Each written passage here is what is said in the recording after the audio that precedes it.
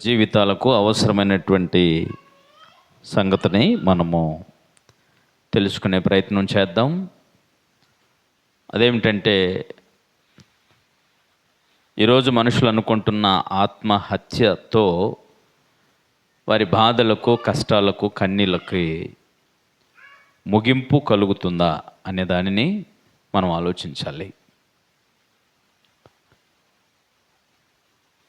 ఒక మనిషి సూసైడ్ చేసుకోవటం అనేది సహజంగానే లోకమంతటిలో కూడా అందరూ అది నేరం, అది తప్పు, అది పాపం అని కూడా చాలామంది మాట్లాడుతూ ఉంటారు. అది ఎందుకు, ఎలా తప్పు అనేటువంటి విషయాన్ని మాత్రం ఎవరు కూడా క్లియర్గా చెప్పరు. ఎందుకు అనంటే, ఒక విలువైనటువంటి జీవితాన్ని, మంచి భవిష్యత్తును చేజేతులారా నాశనం చేసుకోవటం అనేటువంటిది అజ్ఞానముగా అందరికీ కనబడేటువంటి విషయం. ఆ మాత్రం అది అజ్ఞానం అనేటువంటి విషయం అలాగ తమ్మును తాము చంపుకునే వారికి తెలియదంటారా? ఆ ఇంకింత జ్ఞానం వాళ్ళకి లేకుండానే ఇలాంటి నిర్ణయాలకు వస్తారంటారా అంటే ఉంటుంది. వారికి ఆ మాత్రం జ్ఞానం లేక కాదు. సూసైడ్ చేసుకుంటున్నటువంటి వాళ్ళలో చదువు లేని వాళ్ళకంటే చదువుకున్న వాళ్ళే ఎక్కువగా ఉంటారు. సామాన్య ప్రజల కంటే కూడా ఎంతో కొంత జ్ఞానం కలిగినటువంటి వాళ్ళే ఎక్కువ మంది సూసైడ్ చేసుకుంటూ ఉంటారు. దానికి ఆత్మహత్య అని అన్నారు. అది సరైనటువంటి పదం కాదు. యాక్చువల్గా ఆత్మను గూర్చి తెలియని వాడు ఆత్మహత్య అని అనడం సరైనటువంటి విషయం కాదు. ఆత్మను గూర్చి నమ్మని వాడు ఆత్మహత్య అని చెప్పడం తప్పు. అవునా కదా? కనుక ఆత్మహత్య, వాస్తవానికి ఆత్మ అంటే ఎవరు? దైవ గ్రంథమైన బైబిల్ను బట్టి ఆత్మహత్య అంటే, అసలు ఆత్మ అంటే దేవుని స్వరూపం. ఆత్మ అంటే దేవుని స్వరూపం. అదొక శక్తి. సృష్టినంతటిని కలుగు చేసిన మహాశక్తివంతుడైనటువంటి దేవుని యొక్క స్వరూపము, దేవుని పోలిక. ఆయన మహాకర్షక శక్తి అని, ఆయన సుప్రీం పవర్ అని, అలాగే ఇంకా ఆయనకి మించినటువంటి శక్తికి సంబంధించిన పదం మరొకటి ఉండదు. అది దేవుడు అంటే.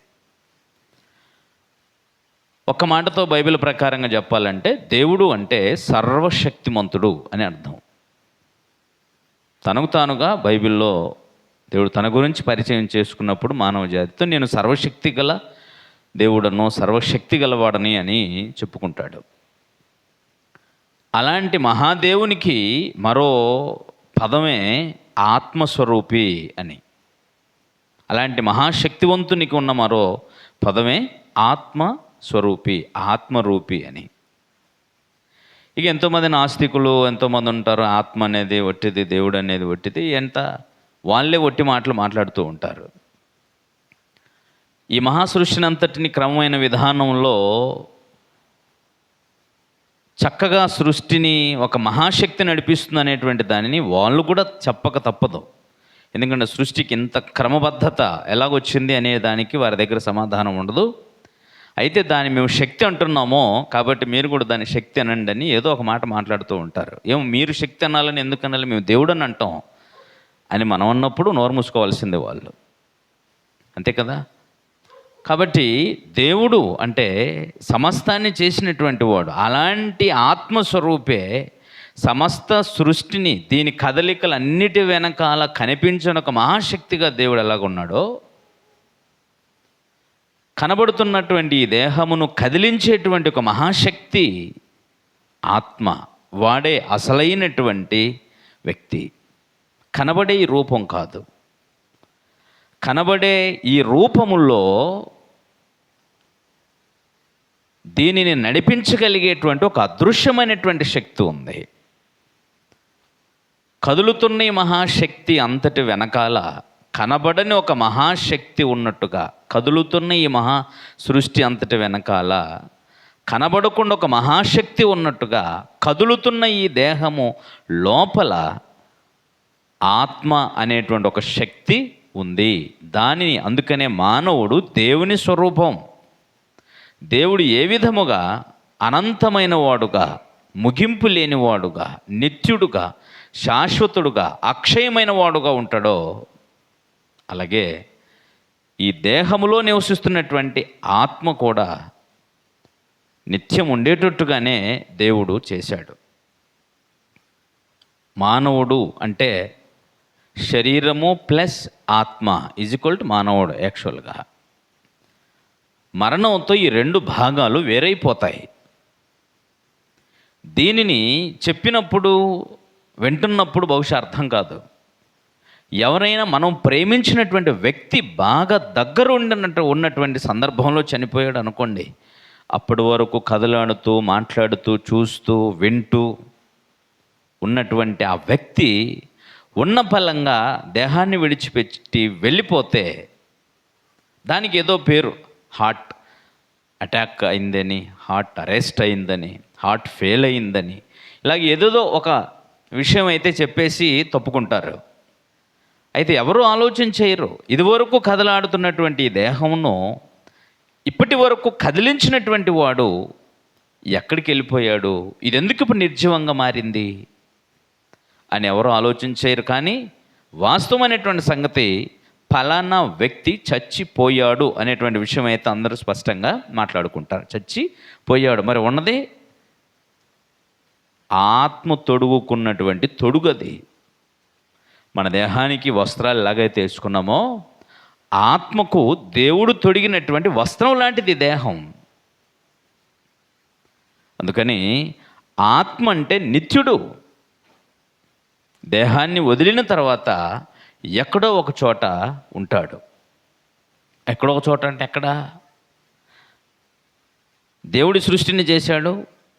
ఈ సృష్టిలో దేహాన్ని నిర్మించి ఈ దేహములో ఆత్మను ఉండేటట్టుగా ఏర్పాటు చేశాడు. శరీరముతో ఉన్నప్పుడే మానవుడు ఈ భూమి మీద ఉంటాడు.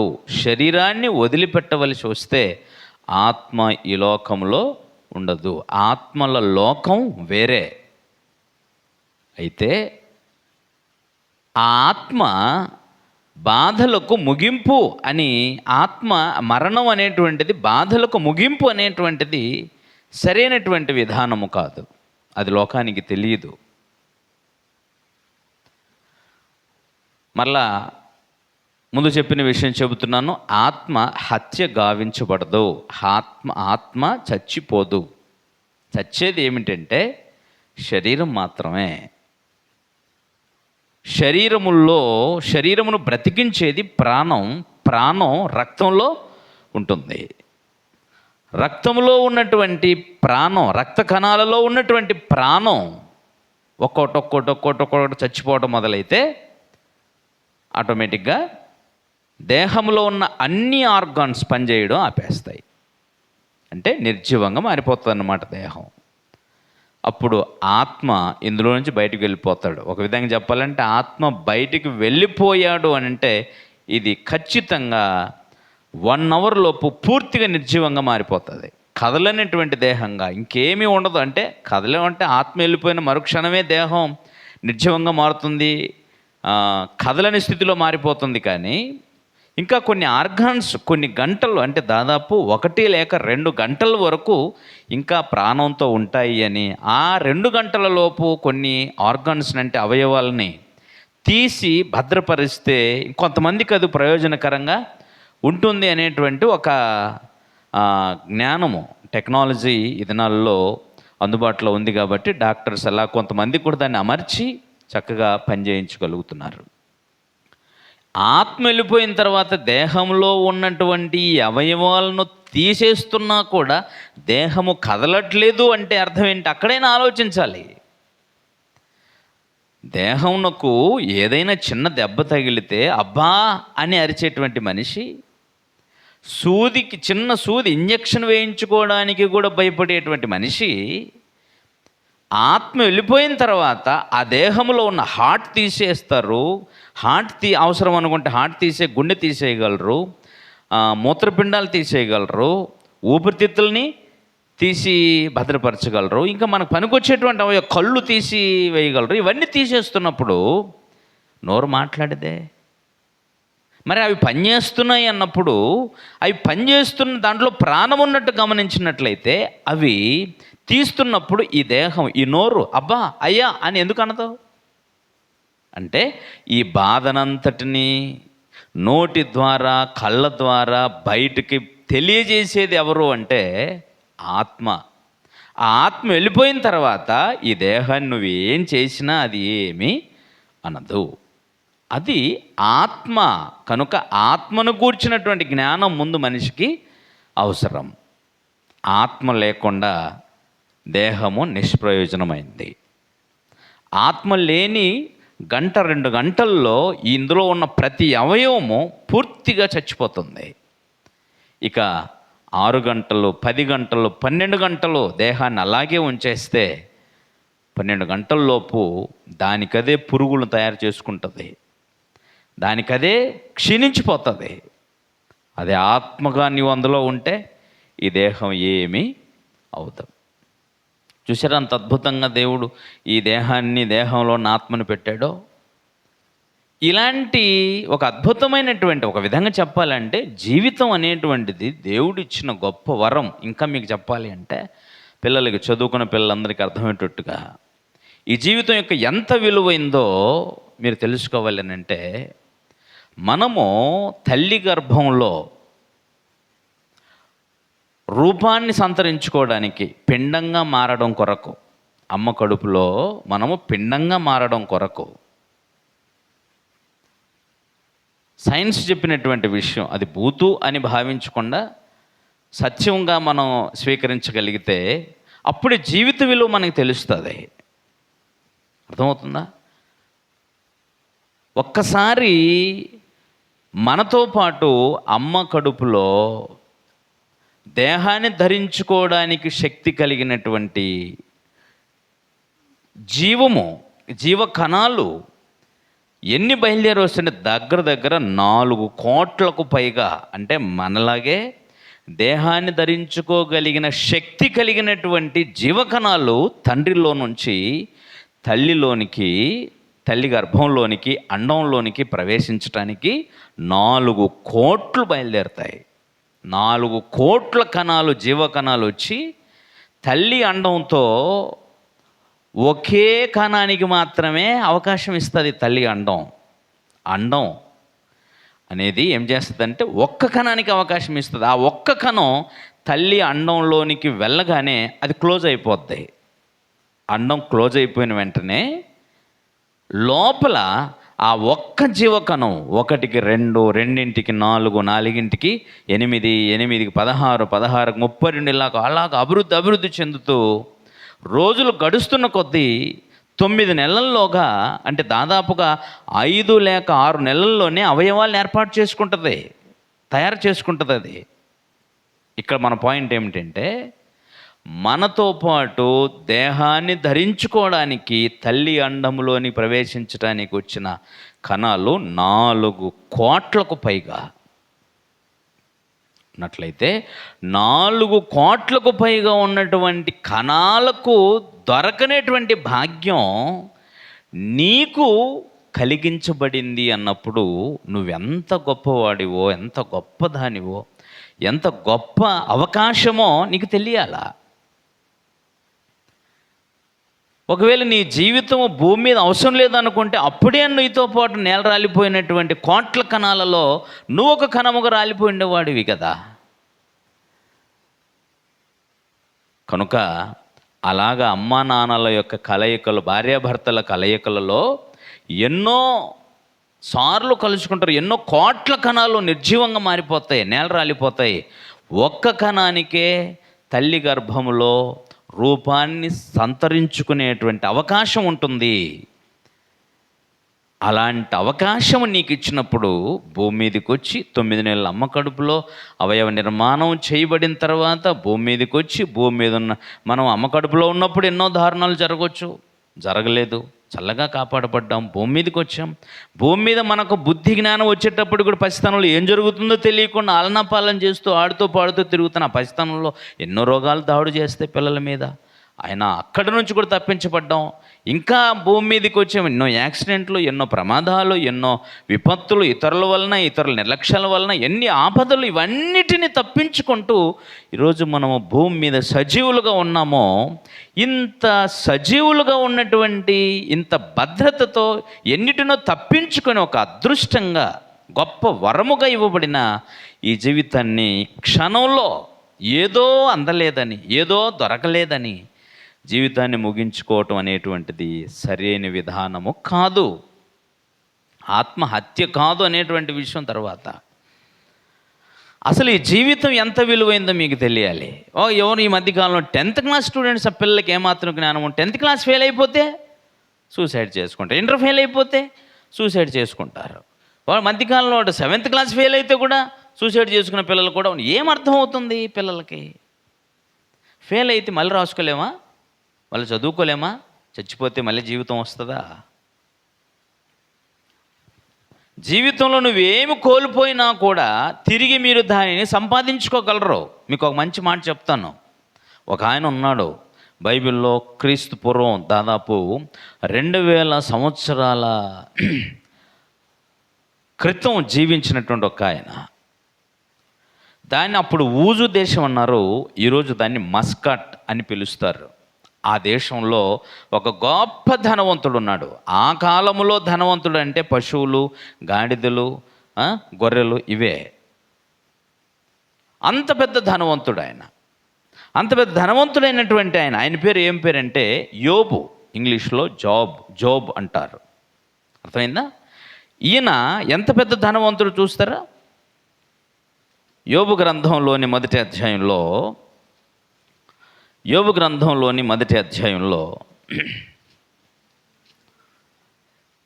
చూడండి, 2వ వచనంలో అతనికి 7 కుమారులను 3 కుమార్తెలను కలిగిరి. అతనికి 7,000 ఒంటెలను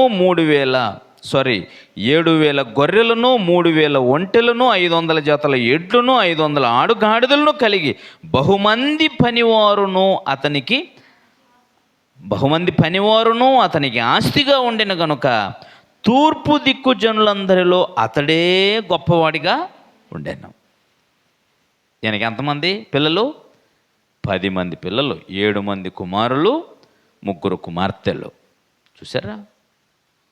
తర్వాత ఆ ఆస్తి ఎంతట? 7,000 గొర్రెలు, 3,000 ఒంటెలు, 500 జతల ఎడ్లు, 500 ఆడుగాడిదలు కలిగి బహుమంది పనివారును అతనికి ఆస్తిగా ఉన్నారు. ఇంత పెద్ద ఆస్తిపరుడు. అర్థమైందా? అతని కంటే గొప్పోడు ఆ కాలంలో క్రీస్తు పూర్వం 2000 నుంచి 1500 సంవత్సరాల కాలంలో జీవించినటువంటి వ్యక్తి అతనే.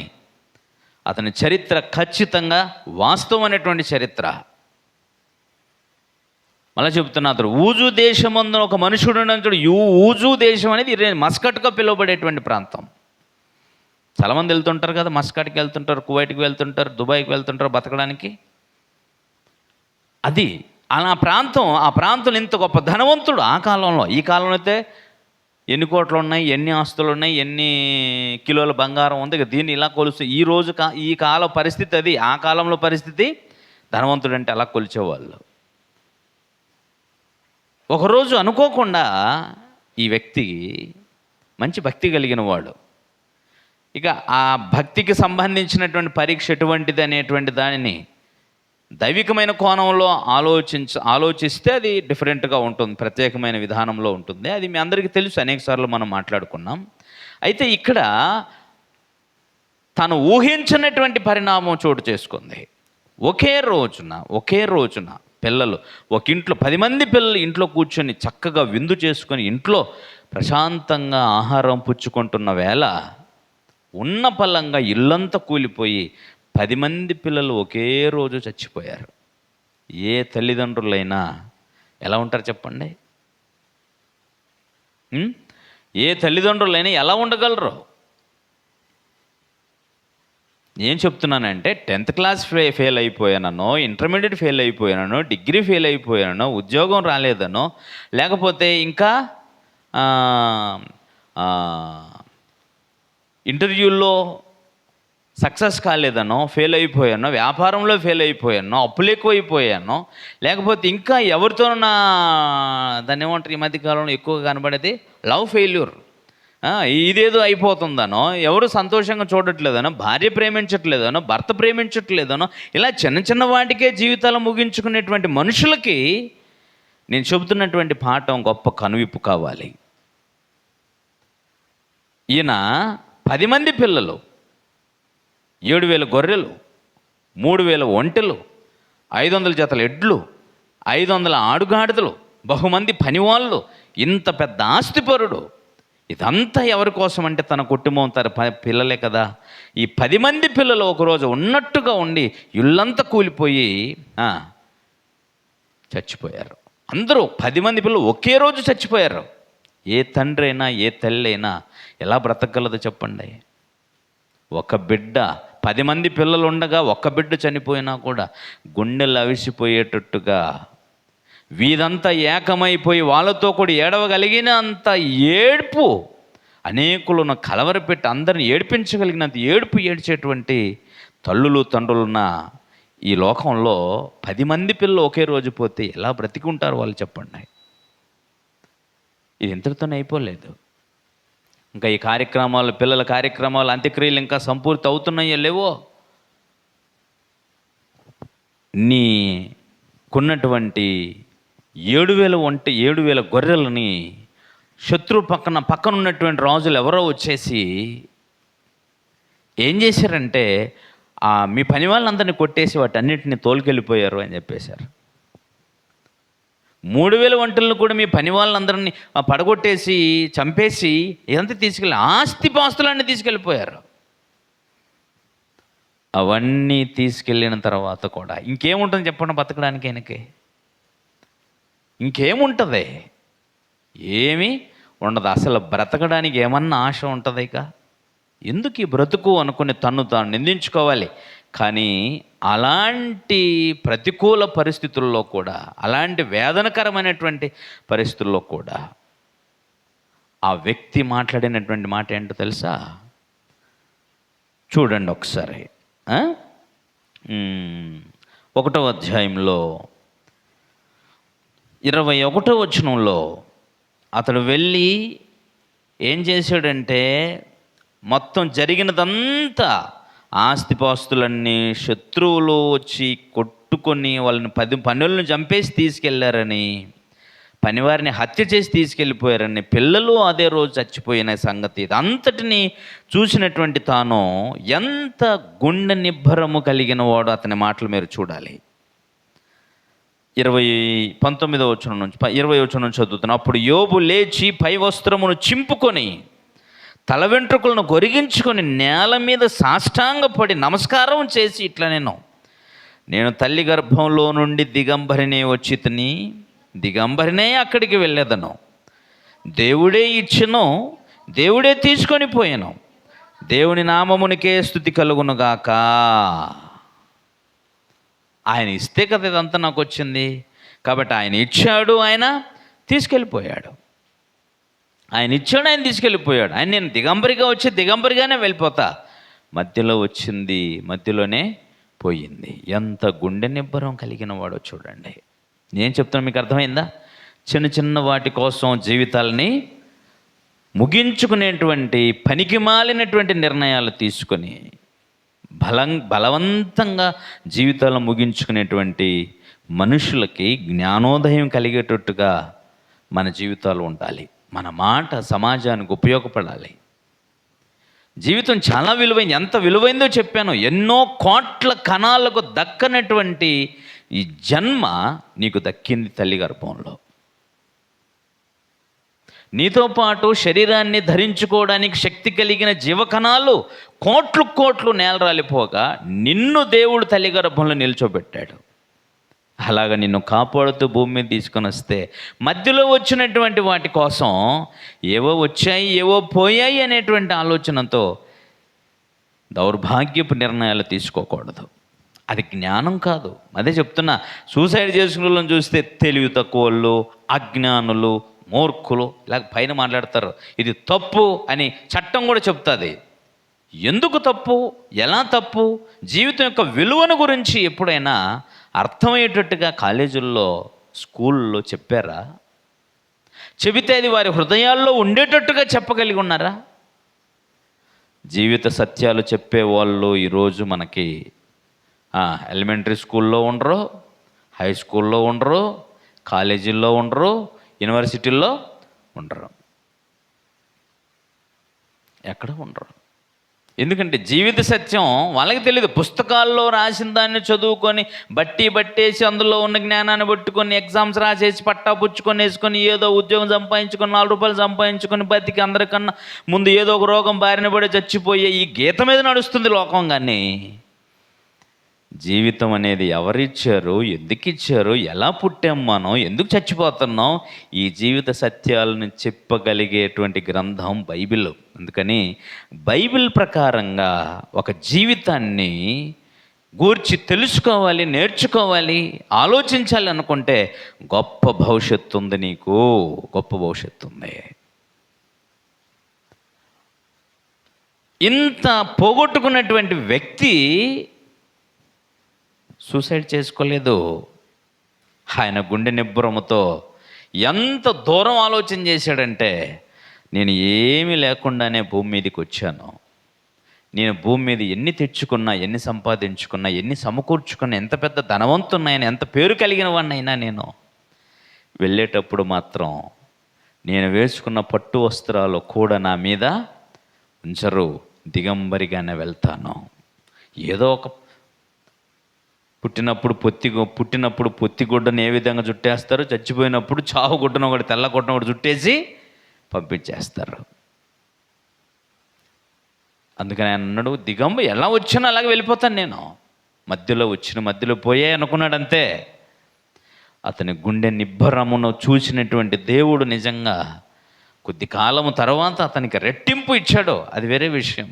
అతడు దేవుని యందు భక్తి కలిగి, విశ్వాసం కలిగి జీవించిన అతని ధైర్యానికి, అతని విశ్వాసానికి, అతని నిరీక్షణను బట్టి దేవుడు తాను ఆ విషయంలో అన్యాయం చేశాడని గ్రహించక, ఒకవేళ తెగించి ఆయన అలా మాట్లాడిన తన తప్పును ఒప్పుకున్నందుచేత దేవుడు అతను అధికముగా ఆశీర్వదించాడు. అది తర్వాత విషయం.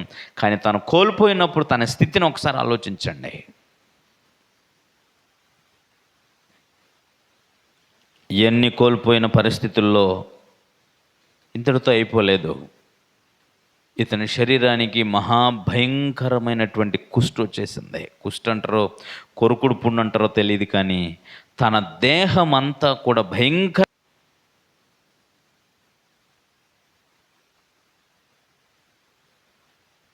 వ్యాధితో, భయంకరమైన వ్యాధితో నింపబడి ఉంది. ఆ ఎముకలు, లోపల ఉన్న ఎముకలు బయటకు కనిపిస్తున్నాయి. శరీరం అంతా చీకిపోయింది, చూడలేనంత భయంకరంగా మారిపోయింది. అప్పుడు కూడా అతడు తన దేహమును గురించి ఏ చెడ్డ మాట దేవుని గురించి మాట్లాడలేదు. ఒక మనిషి ఎవరి మీద అలిగి చచ్చిపోతాడు? భార్య మీదనా, భర్త మీదనా, చదువు మీదనా? ఎవరి మీద అలిగి చచ్చిపోతున్నాడు? దేవుని మీద అలిగా? ఎవరి మీద నేరం మోపి చచ్చిపోతావు?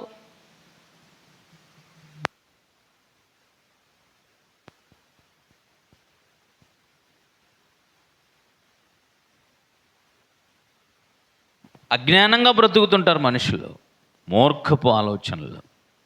ఎవరి మీద అలిగి చచ్చిపోతావు? కాబట్టి నువ్వు ఎవరి మీద అలిగినా నష్టపోయేది నీవే. కాబట్టి అలక అనేటువంటిది మానవ జీవితంలో సరైన విధానమే కాదు. అలగటం అనేది అంటూ చూసారా? అలగటం, అలిగిపోవటం ఇట్లాంటిది చూసారా? భార్య మీద భర్త అలగటం, భర్త మీద భార్య అలగటం, తల్లిదండ్రుల పిల్లలు అలగటం, పిల్లల మీద తల్లిదండ్రులు అలగటం, ఇవన్నీ పనికిమాలినటువంటి జీవన శైలి. అది తప్పు. ఎవరి మీద ఎవరు అలగకూడదు. అలాగ అలిగిపోయి మొత్తానికి చచ్చిపోయేటువంటి పరిస్థితి కూడా వెళ్ళిపోతుంటారు. అది చాలా నీచమైనటువంటి పద్ధతి. అది జీవితం చాలా విలువైంది. తన శరీరము కూడా తనకు సహకరించినటువంటి స్థితిలోనే ఉన్నాడు అతనే. ఆ బాధలలో కూడా ఏం చెప్తున్నాడో చూడండి. తన భార్య వచ్చేసి, ఏమయ్యా ఇంకా దేవుడు భయం భక్తి అంటున్నావు, ఇంకెందుకు ఇదంతా, చచ్చిపోతే కాదా అని చెప్పేసి ఏమంటుందో చూడండి. 8వ వచనం చదువుదాం. అతడు ఒళ్ళు గోక్కొనుటకై చిల్ల పెంకు తీసుకొని బూడిదలో కూర్చుండగా, ఒళ్ళు గోక్కోవడం కోసం భయంకరమైన వ్యాధితో ఎక్కడి నుంచి ఎక్కడి వరకు తెలుసా? 7వ వచనం చూస్తే, అరికాలు మొదలుకొని నడి నెత్తి వరకు బాధ కలిగిన కురుపులతో అతని శరీరం క్షీణదశకు వస్తుంది. బూడిద చల్లుకొని ఎండ కూర్చుంటున్నాడంట, ఒళ్ళును గోక్కోవడానికి చిల్ల పెంకు తీసుకొని. అప్పుడు ఆయన భార్య చిల్ల అంటుందట, నీవు ఇంకనూ యథార్థతను వదలకుందువా? దేవుని దూషించి చచ్చిపో, దేవుని దూషించి చచ్చిపో. ఏం పెట్టాడు దేవుడు? అన్నీ ఇచ్చాడు, తీసుకున్నాడు. ఇంకేముంది? దేవుడు భయం భక్తి నీతి న్యాయం మామూలుగా అన్నిటికి తగ్గించి తొందరగా అప్సెట్ అయ్యి తొందరగా విరుచుకుపడేది ఎవరో? స్త్రీలే. అందుకే ఆమె అలాగే ఆలోచించింది, అలాగే మాట్లాడింది. అంచేత ఇప్పుడు చూడండి, ఆయన అంటున్నాడు 10వ వచనం, అందుకు అతడు, మూర్ఖురాలు మాట్లాడినట్లు నువ్వు మాట్లాడుతున్నావు. మనము దేవుని వలన మేలు అనుభవించుదుమా? కీడును మనం అనుభవింప తగదా అని. ఈ సంగతుల్లో ఏ విషయమందును యోబు నోటి మాటతో నేను పాపము చేయలేదు. అది జీవితం. దేవుని దూషించలేదు, దేవుని బదనాం చేయలేదు, దేవుని మీద అలగలేదు, దేవుని గురించి దుష్ప్రచారం చేయలేదు, దేవుడు లేడనలేదు, దేవుడు నాకు అన్యాయం చేశాడనలేదు. మూర్ఖురాలు మాట్లాడినట్టు ఎందుకే అమ్మాయి మాట్లాడుతున్నావు? అలాగ మాట్లాడకూడదు అన్నాడు. మూర్ఖురాలు మాట్లాడినట్టు మాట్లాడుతున్నావా? దేవుని వలన అంత మేలు అనుభవించినప్పుడు ఆనందంగా ఉన్నాం కదా. ఇప్పుడు కీడు సంభవించిందని దేవుని దూషిద్దామా? అది సరైన విధానం కాదన్నాడు. అంతే, అది మూర్ఖత్వం అన్నాడు.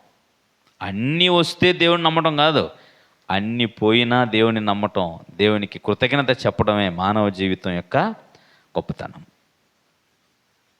ఈయన అంతేకాదు, ఈయన గురించి చూస్తారా, ఇంకా ఈ బాధ తీవ్ర స్థాయికి చేరింది. రోజు రోజుకి తీవ్ర స్థాయికి చేరిన తర్వాత 7వ అధ్యాయంలో చూడండి ఒకసారి 15వ వచనంలో ఇలాగా దేవునితో మాట్లాడుకుంటున్నాడు. దేవునితో తాను మాట్లాడుకుంటున్నాడు కానీ తెగించి అలాంటి తప్పు చేసిన వాడు కోసమా ఈరోజు మనుషులు చేసినట్టుగా. చూడండి ఏమంటున్నాడు, నేను ఉరి తీయబడవలనని కోరుచున్నాను. ఎవడైనా నన్ను ఉరి తీసింటే బాగుండేది, తొందరగా చచ్చిపోయింటే బాగుండేది, ఎవడైనా చంపింటే బాగుండేది అంటున్నాడు కానీ నేను చచ్చిపోతాను అంటలేదు. నేను ఉరి తీయబడవలనని కోరుకుంటున్నాను, నేను ఉరేసుకుందాం అనుకుంటున్నాను అంటలేదు.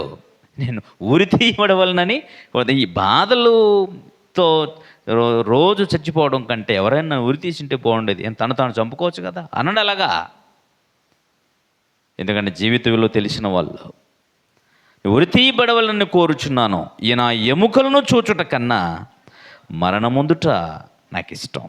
ఇప్పుడు ఈ దేహంలోంచి ఏం కనబడుతున్నాయి? చర్మం చీకిపోయి ఆయనకి ఎముకలు కనిపిస్తున్నాయట. ఈయన ఎముకలను చూచుట కన్నా మరణముందుట మేలు, అవి నాకు అసహ్యములు, నిత్యము బ్రతుకుటకు నాకు ఇష్టం లేదు. నిత్యం బ్రతకాలని ఇష్టం లేదు ఇప్పుడు, ఎందుకంటే నా శరీరము సర్వ రోగాలతో మునిగిపోయింది. నా దేహంలో ఎముకలు కనిపిస్తున్నాయి, శరీరం అంతా చర్మం అంతా క్షీణించిపోయింది, మొత్తం పోయేసింది. ఇంకేం అవసరం లేదు, వద్దు చాలు, చచ్చిపోతే బాగుండేది ఇంకా అని అనుకుంటున్నాడు. కానీ అతడు చచ్చిపోలేదు. దేవుడు తనను చంపాలని కోరుకున్నాడే కానీ, దేవుడు నన్ను తీసుకుని వెళితే బాగుంటుంది అనుకున్నాడే కానీ తనకు తానుగా చావాలని మాత్రం ఆయన అనుకోలేదు. అది మనిషి గొప్పతనం, జీవితం గొప్పతనం. ఇంకా ఏమంటున్నాడు చూస్తారా, ఆయన మంచి నిరీక్షణ కలిగి. ఎందుకు ఆయన తను చంపుకోవట్లేదని అంటే, దేవుడే నాకు నిర్ణయించిన సమయానికి నేను వెళితే నేను దేవుణ్ణి చూస్తా అది ఆయన నిర్ణయం, ఆయన నిరీక్షణ. చూడండి 19వ అధ్యాయం 25వ వచనంలో. మీరు జనరల్గా ఆలోచించండి, దీన్ని స్పిరిచువల్ కోణంలో ఆలోచించినప్పుడు దానికోసం మనం నేర్చుకుందాం తర్వాత. 19వ అధ్యాయం 25వ వచనంలో, అయితే నా విమోచకుడు సజీవుడనియు. దేవుడు సజీవుడు, దేవుడు ఉన్నవాడు. నేను ప్రార్థన చేస్తే నా ప్రార్థన వినగలిగినటువంటి వాడు. కాబట్టి నన్ను ఏ బాధల్లో నుంచి అయినా విడిపించగలిగిన వాడు. చచ్చిపోయినా కూడా నన్ను బ్రతికించగలవాడు. అది ఆయన యొక్క నమ్మకం. అందుకని ఏమంటున్నాడు చూడండి, అయితే నా విమోచకుడు సజీవుడనియు, తరువాత ఆయన భూమి మీద నిలుచుననియు నేను ఎరుగుదును. నేనున్నా లేకపోయినా భూమి మీద ఆయన ఉండగలడు అనేటువంటి విషయం చెప్తున్నాడు ఆయన. అది యేసుప్రభు వారి ప్రవచనానికి సంబంధించిందైనా ఇప్పుడు తన నిరీక్షణ గురించి మనం ఆలోచన చేస్తున్నాం. నా విమోచకుడు సజీవుడనియు, తర్వాత ఆయన భూమి మీద నిలుచుని ఎరుగుదును. ఇలాగూ నా చర్మము చీకిపోయినను తరువాత శరీరముతో నేను దేవుణ్ణి చూచెదను. నా మట్టుకు నేనే చూచెదను, మరి ఎవరు కాదు, నేను కనులారా ఆయన్ని చూచెదను. అక్కడ నా శరీరము లేకపోయినా, శరీరము లేనివాడనై నేను ఆయనని చూచి. ఆ పదం చూడండి ఎంత బాగుంటుందో. ఈ శరీరము చీకిపోయినను, ఈ శరీరము లేకపోయినను నేను దేవుణ్ణి చూసేదను. అంటే దేవుని చూడటానికి దేహం ఉండవసరం లేదు. అంటే దేహము క్షీణించిపోయినా, దేహము క్షయమైపోయినా, దేహము మట్టిలో కలిసిపోయినా ఆత్మగా తాను ఎవరిని చూడగలడట? దేవుణ్ణి చూడగలడు. అది అందుకనే ఆత్మకు ముగింపు లేదని చెప్తుంది. అందుకనే ఆత్మకు ముగింపు లేదని, ఆత్మకు చావు లేదని, ఆత్మ హత్య గావించబడదని, ఎవడు చంపినా దేహాన్ని మాత్రమే చంపగలడు, చచ్చిపోయేది దేహం మాత్రమే కానీ ఆత్మగా నీవు చావవని. ఈ విషయం క్రీస్తు పూర్వం 1500-1600 సంవత్సరాల క్రితంలోనే ఎంతోమంది గుర్తించి ఉన్నారు. ఇంత జ్ఞానము వచ్చింది, ఇంత అభివృద్ధి టెక్నాలజీ వచ్చింది, ఎక్కడెక్కడికో వెళ్ళిపోతున్నాం, ఏమేమో సాధిస్తున్నాం అనుకుంటున్నా ఈ దినాల్లోనేమో చిన్న చిన్న వాటి కోసం జీవితాలను ముగించుకోవడం ఏమన్నా జ్ఞానంగా ఉందా? ఏమన్నా జ్ఞానం ఇది? జీవిత విలువ ఎన్నో విషయాలు వాళ్ళకి తెలియదు. అమ్మ కడుపులో మా కోసం, మా వల్లే అమ్మ కడుపులోకి చాలామంది వచ్చారు, ఎవరు దేహాన్ని ధరించుకోవాలి, నాకు మాత్రమే దొరికిందని. కానీ ఈరోజు సైన్స్తో ఇన్ని విషయాలు తెలుసుకున్నారు కదా. జీవితం ఎంత గొప్పదో మనం తెలుసుకోవలసినటువంటి బాధ్యత గలవారమై ఉన్నాం. కాబట్టి చిన్న చితక వాటి కోసం ఆత్మహత్య అనేటువంటి ఆలోచన ఎవరికి సరైంది కాదు. అది మీ ఫ్రెండ్స్ కూడా అర్థమయ్యేటట్టుగా మీరు చెప్పండి. జీవితం ఎంత విలువైందో తెలియచేయండి. ఈ బ్రతుకు ఎంత గొప్పదిగా దేవుడిచ్చాడో దాన్ని తెలుసుకొని చెప్పండి. ఇది దేవుని వరం. ఒక్కసారే దేవుడు మానవునికి దేహాన్ని ఇస్తాడు. దేహాన్ని విడిచిన తర్వాత మళ్ళీ నీకు దేహం ఇవ్వడు. ఎందుకో తెలుసా? ఇచ్చిన ఈ దేహములోనే, ఈ దేహాన్ని ఎందుకు ఇచ్చాడో దేవుడు చెప్పాడు. ఈ దేహంలో ఉన్నంతకాలం నువ్వు ఎలాంటి పని చేసి ఎలాంటి వ్యక్తిత్వాన్ని సంపాదించుకొని తిరిగి రావాలో చెప్పేశాడు. ఈ దేహంతో చేసిన దానిని బట్టే నీ భవిష్యత్తు ఉంటుంది. కనుకనే దేహం లేకపోయినా నువ్వు దేవుని చూస్తావు అంటే, శరీరం లేకపోయినా నువ్వు ఉంటావు.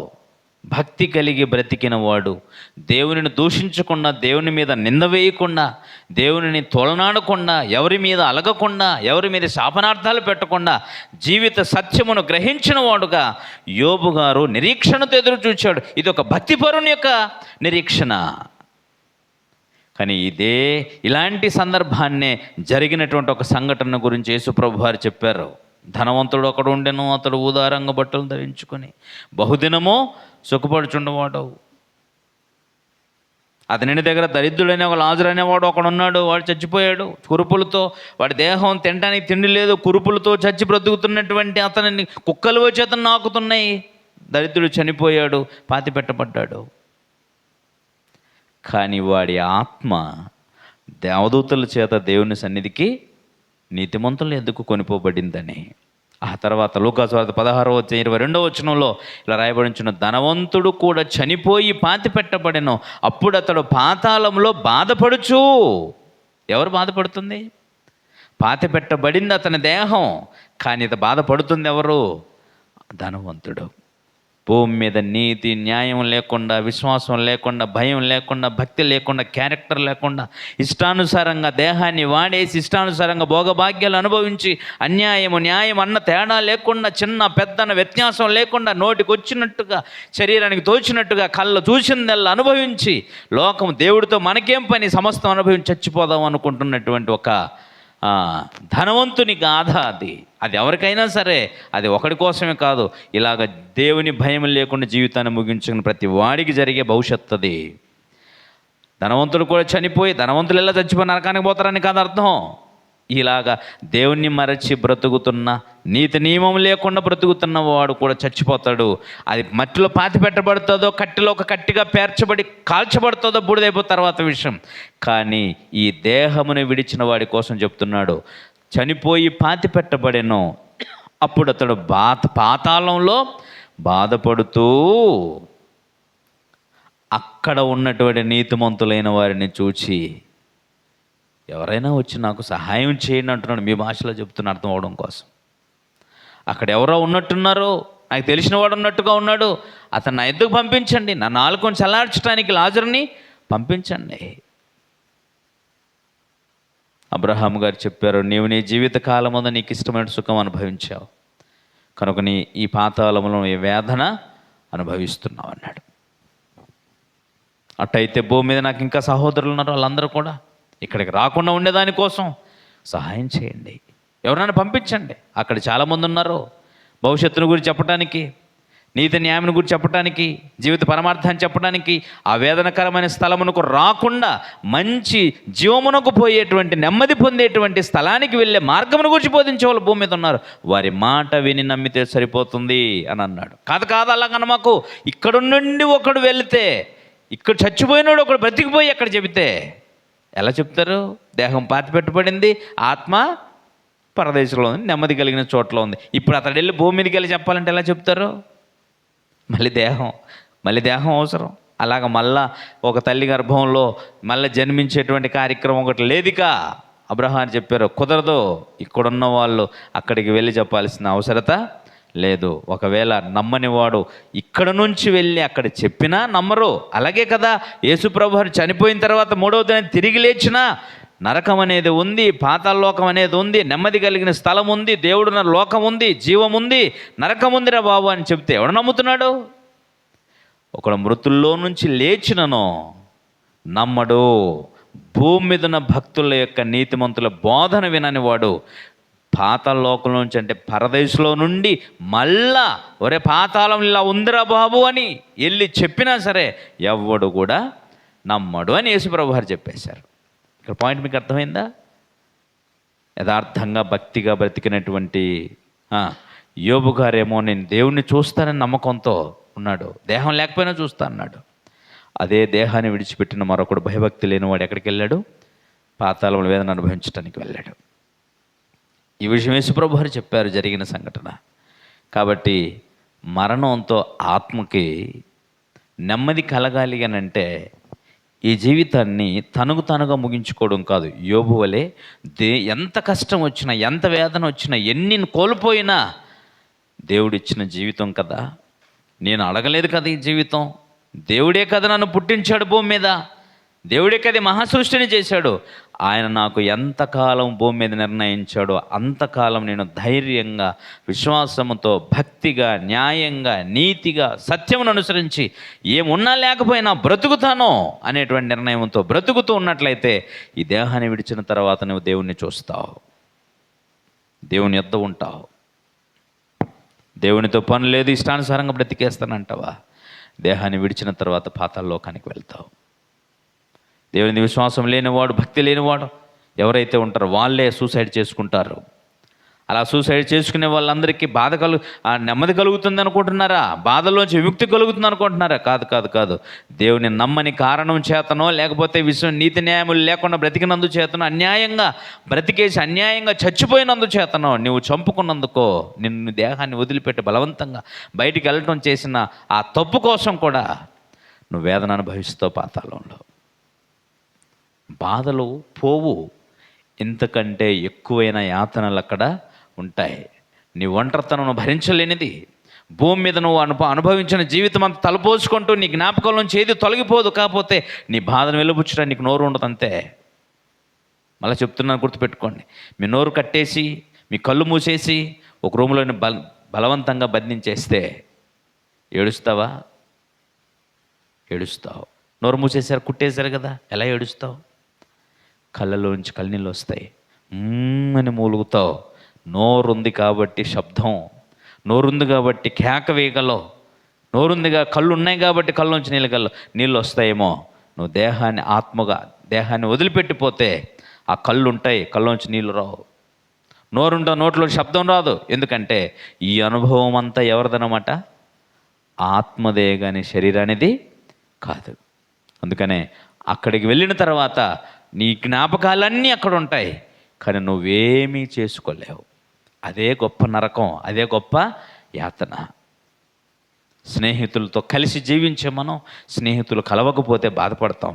కుటుంబంతో కలిసి జీవించే మనం కుటుంబాలు ఎవరికి వారు విడిపోతే కుమిలిపోతాం. అంతేనా? అక్కడికి వెళ్ళిన తర్వాత కుటుంబాలు అంటూ ఏముండవిక. ఎవరి మట్టుకోవాడు, ఎవడి బాధవాడు పడుతూ ఉండాలి. ఎందుకంటే నీ అనుభవంలో నువ్వు బ్రతికిన ఈ జీవిత అనుభవాలన్నీ కూడా నీతోనే ఉంటాయి, కానీ ప్రజెంట్ చేయటానికి మాట ఉండదు, అంటే శరీరం ఉండదు. నీ అనుభవం ఎలా ఉంటుందో చెప్పాడు యేసు ప్రభువారు. అక్కడ ఏమీ నీ కోరికలేవి తీర్చబడవు, నీ ఆకలి ఏది తీర్చబడేకి ఉండదు అక్కడ. కాబట్టి అది జీవిత సత్యం. కనుకనే ఆత్మ హత్య గావించబడదు. అయితే లాజరు అనేవాడు చనిపోయి దేవదూతల చేత కొనిపోబడి నీతిమంతుల దగ్గర నెమ్మది పొందుతున్నటువంటి ప్లేస్ ఉంది, అక్కడన్నా ఉంటావు, లేదా వేదన అనుభవించే స్థలంలో అన్నా ఉంటావు. ఆ రెండు చోట్ల ఉండకపోతే భూమి మీద దేహంలో ఉంటావు. దేహమును వదిలిపెడితే మాత్రం ఆ రెండు చోట్ల ఏదో ఒక చోట మాత్రమే నీవు ఉంటావు. అర్థమవుతుందా లేదా? కాబట్టి ఈ సత్యాన్ని మీరు బాగా గ్రహించి నమ్మి తెలియనటువంటి మీ ఫ్రెండ్స్కి ఖచ్చితంగా ఆ విషయాలు మీరు చెప్పాలి. నమ్ముతున్నారా? మీరు ఆ విషయాన్ని నమ్ముతున్నారా? మీరు ఆత్మలనే సంగతి నమ్మండి, దేహమును దేవుడిచ్చాడనే సంగతి నమ్మండి, ఒక పని కోసం దీన్ని ఇచ్చాడని నమ్మండి, దీనిని ఒక లక్ష్యాన్ని సాధించడం కోసం దీన్ని ఇచ్చాడని నమ్మండి. ఆ లక్ష్యాన్ని సాధించిన తర్వాత దేవుడే దీనికి ఎక్స్పైరీ డేట్ ఒకటి నిర్ణయించాడు. ఆ రోజు మనం ఖచ్చితంగా దీన్ని వదిలిపెట్టిపోతాం. ఎవరు అనుకోరు ఈరోజు నేను చనిపోతానని. అర్థమవుతుందా? ఎవరు అనుకోరు ఈరోజు చనిపోతాను. చనిపోయేవాడు ఎవడు కూడా ఆ రోజు చనిపోతానని ఎవడు కలగనడు, కానీ వెళ్ళిపోతాం. ఎందుకంటే దేవుడు నిర్ణయించిన దినం ఒకటి ఉంది మనకి.